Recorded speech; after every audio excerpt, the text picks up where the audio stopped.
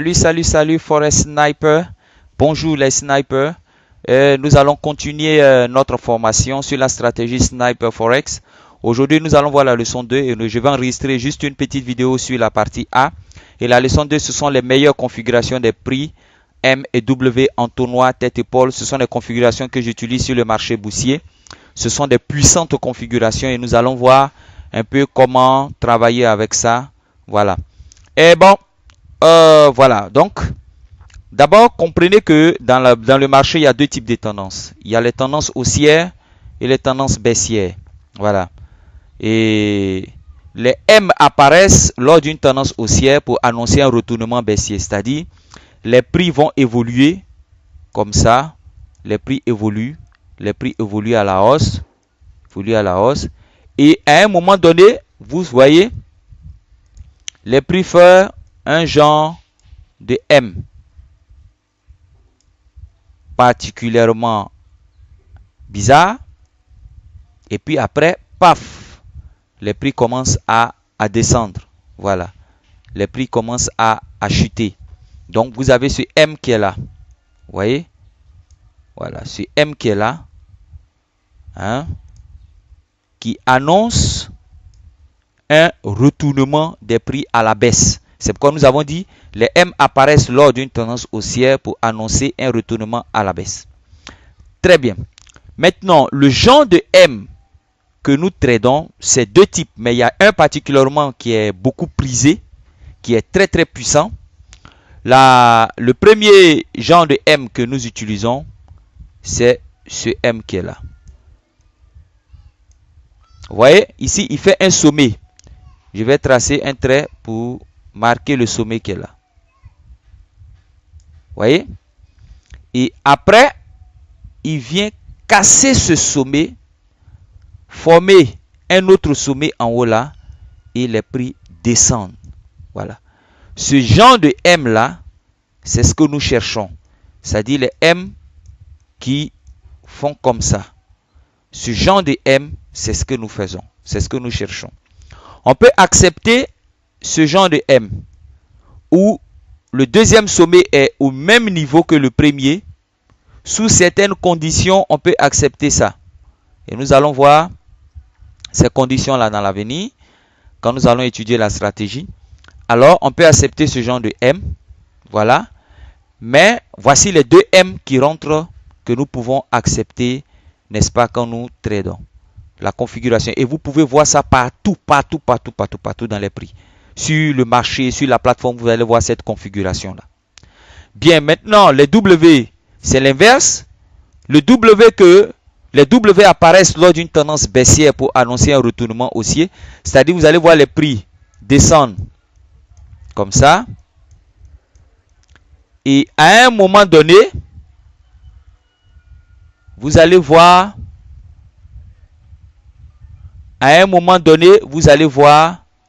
les prix faire un genre de mouvement comme ça. Voilà, il forme un creux en bas ici. Je mets un trait sur le creux. Et après, il vient casser ce creux. Et paf, les prix changent de sens. Voilà. Donc, cette configuration que vous voyez ici, voilà, cette configuration qui est là, marque le renversement de cette tendance haussière en tendance, de cette tendance baissière en tendance haussière. Bon, maintenant, les W que nous acceptons, ce sont ce genre de W là. Oups, excusez-moi. Ce sont ce genre de W. Il fait un creux ici. Et ensuite, il vient casser ce creux là et il commence à monter. Voilà. On peut aussi accepter sous certaines conditions, c'est pareil que le M. Voilà, quand ils sont au même niveau. Voilà. Et nous allons voir sur le graphique si nous pouvons voir ce genre de M et de W. Mais avant d'aller sur le graphique en réel pour voir comment ces configurations sont représentées sur la plateforme, je voudrais aussi ajouter quelque chose. Vous pouvez voir une formation de M pour annoncer une continuation de la tendance et une formation de W aussi pour annoncer une continuation de la tendance.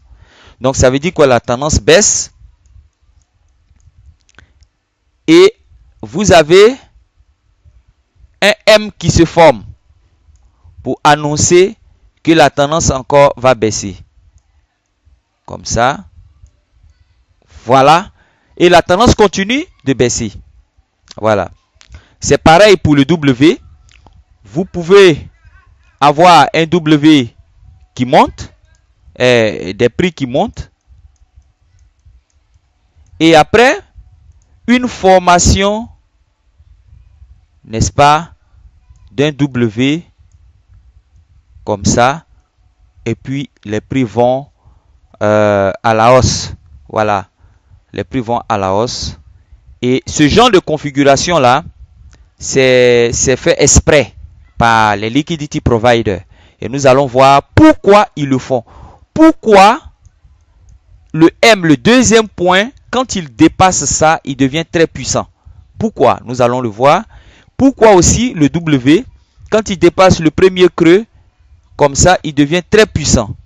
Voilà, ce sont ce genre de configuration que créent les liquidity providers pour induire beaucoup de personnes dans l'erreur. Donc, on va passer à la pratique sur la plateforme en réel. Nous allons voir comment ces deux configurations apparaissent. Bien, nous sommes sur la plateforme. Voilà. Et vous pouvez voir ici la configuration en M. Vous voyez les prix qui sont montés là. Regardez. Les prix ont commencé à monter, monter, monter. Et arrivé ici, qu'est-ce qui se passe? Regardez ce qui se passe. Attendez, je vais bien dessiner, vous allez voir. Regardez. Vous avez ce joli M qui est là, qui est formé. Et vous avez le niveau le plus haut qui est ici. Et le deuxième pied vient dépasser ça, comme ça. Et ensuite, qu'est-ce que vous constatez? Une chute. Mais lorsque vous avez cette chute, qu'est-ce qui se passe après? Vous avez un W qui est formé ici pour annoncer la fin de cette tendance baissière, comme ça. Et ce W là va avoir un premier creux qui se forme ici. Et que font les prix? Ils dépassent ce creux là. Et là, paf! Vous voyez, la tendance change. Et vous avez ça dans le marché. Tous les jours, vous constatez ce genre de configuration. Croyez-moi, vous allez voir ça tous les jours. Regardez-moi ça. Regardez-moi ce W qui est là. Qui monte là. Vous voyez même le trait bleu qui est là. N'est-ce pas? Qui montre un peu la limite. Et que font les prix? Paf! Et après, poum! Je vous explique pourquoi les grandes banques le font. Parce que les gens ont enseigné aux gens que lorsque vous avez une résistance ou un support qui est formé par les prix, au niveau de cette résistance ou de ce support, les prix font un rebond. C'est-à-dire, on a enseigné aux gens que lorsque les prix évoluent comme ça, les prix forment ce qu'on appelle un niveau où il semble ne pas casser les prix. Vous voyez, ce niveau que vous voyez là est formé expressément par les grandes banques. Ce niveau que vous voyez ici, il est formé expressément par les grandes banques. Et quand les gens voient ça, ils se disent que oui, quand les prix vont venir toucher pour la troisième fois ou pour la deuxième fois, ça peut être 2 fois ou 3 fois, les prix vont redescendre en bas, comme ça. Et les banques savent que tout le monde utilise ça. Donc, qu'est-ce que les banques vont faire? Regardez. Les banques vont créer ce niveau-là. Elles vont créer ce niveau qui est là. Le premier niveau, elles vont le créer. Et comme elles savent que les gens attendent que les prix tombent là pour prendre un sell pour vendre,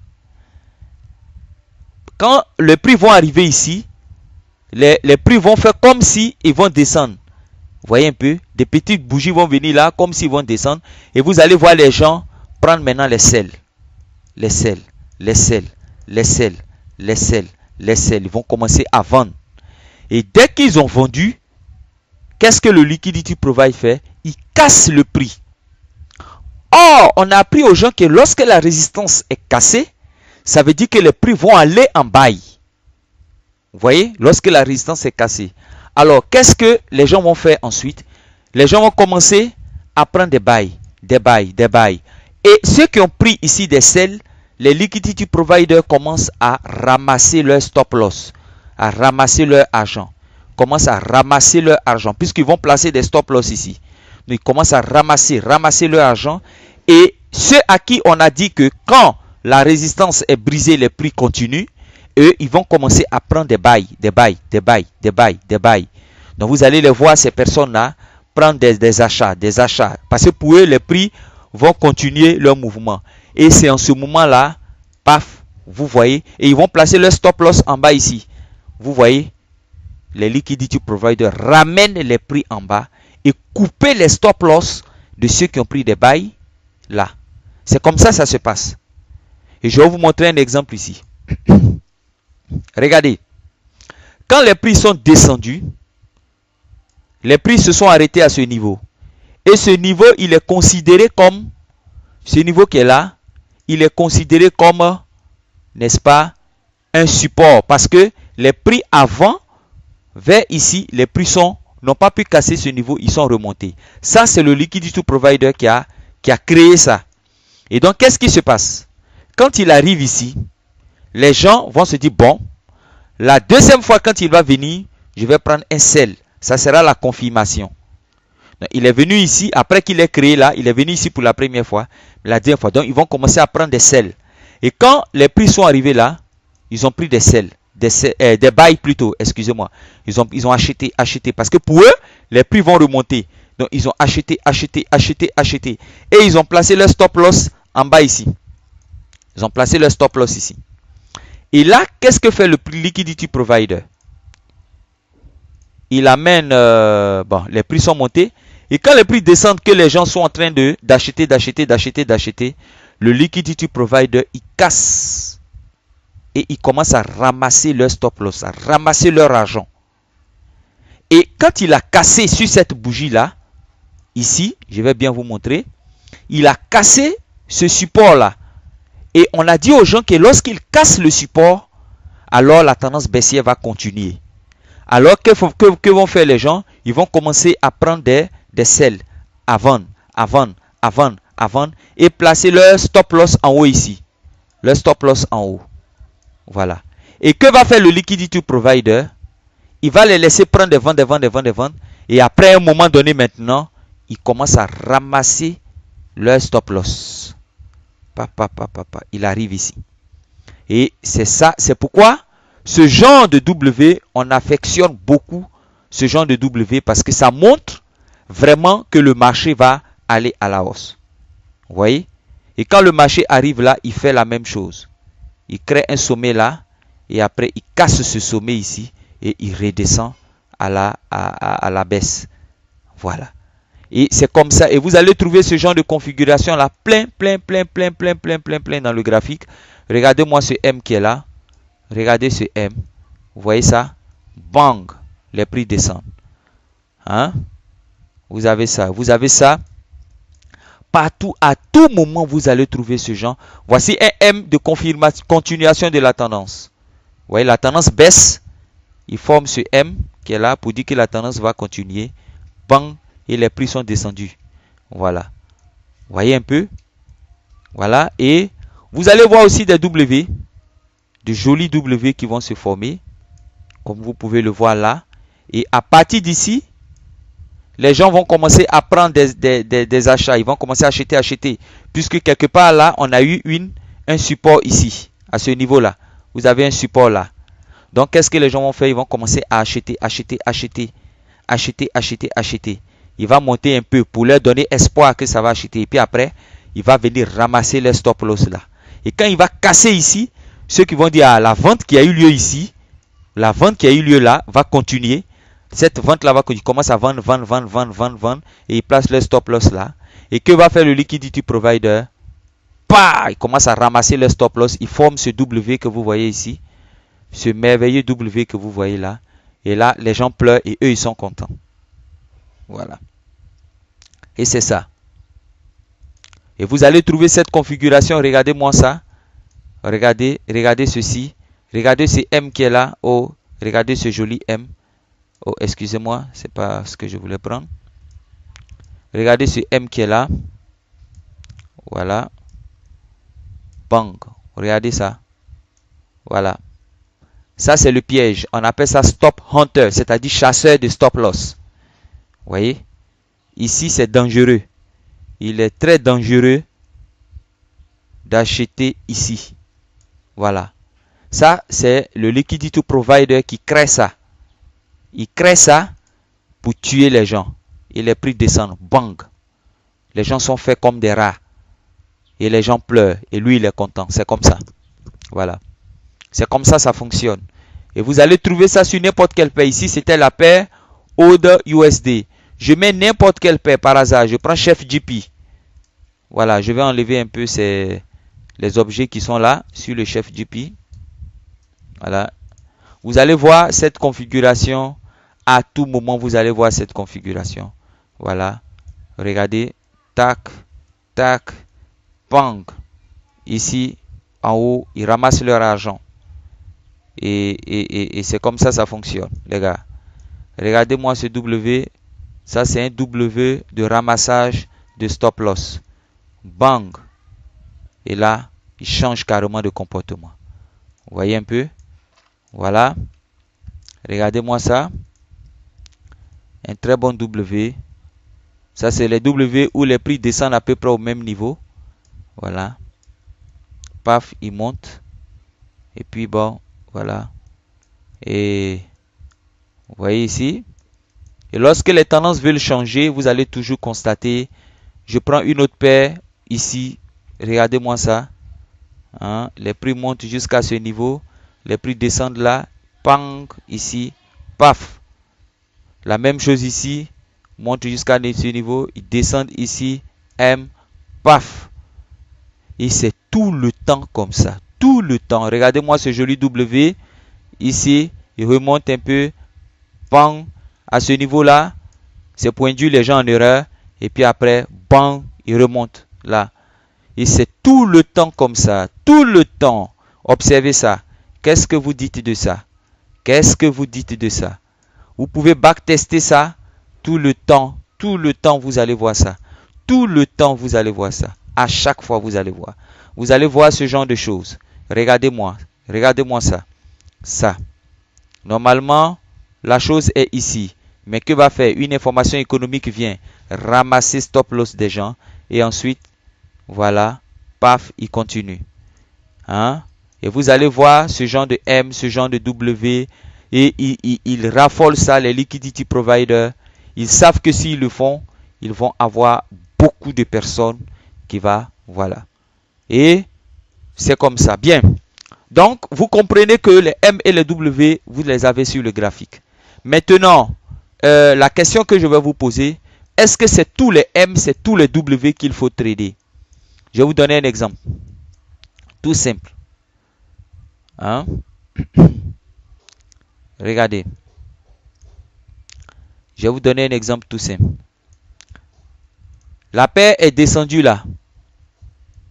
Jusqu'à ce niveau. On peut tracer ça. Elle est remontée. Et elle est descendue à ce niveau. Et elle n'est même pas remontée loin. Jusqu'à là. Non, elle n'est même pas remontée. Elle s'est arrêtée à ce niveau. Et elle a continué sa tendance baissière. Pourquoi je ne trade pas ça? Et à quel moment je dois trader les M? Parce que c'est ça. Vous allez en avoir plein. Les M. Mais il y a des M qui ne marquent pas forcément un retournement de la tendance. Regardez. Je quitte là, je viens là, je forme ce M qui est là. Il a bien dépassé le sommet. Mais pourquoi il ne redescend pas? Voilà. Pourquoi lui, il ne redescend pas? Voilà. Je vais vous dire pourquoi. Nous avons vu dans notre module, regardez, comportement logique des prix jours et semaines. Quand nous allons arriver ici, vous allez comprendre beaucoup de choses. Comment trader, à quel moment trader les M, à quel moment trader les W, les entonnoirs, les têtes-épaules. Et vous allez comprendre, ça va vous faire vraiment du bien. Voilà. Ça va d'abord vous éclairer, mais aussi vous faire du bien. Bien, c'était là la formation particulière sur les M et les W. Après, nous allons voir les entonnoirs qui sont aussi tout aussi puissants, qui sont aussi des formations que les configurations que les prix prennent, que les liquidity providers aiment utiliser pour pouvoir induire beaucoup de personnes en erreur. Comme je vous l'ai dit, l'une de leurs faiblesses, c'est qu'ils font toujours les mêmes choses. Ils font toujours les mêmes choses. Voilà. Et ils savent que les gens vont utiliser les indicateurs économiques. Donc, voilà. Donc, c'était ça un peu la leçon d'aujourd'hui. Merci. À plus.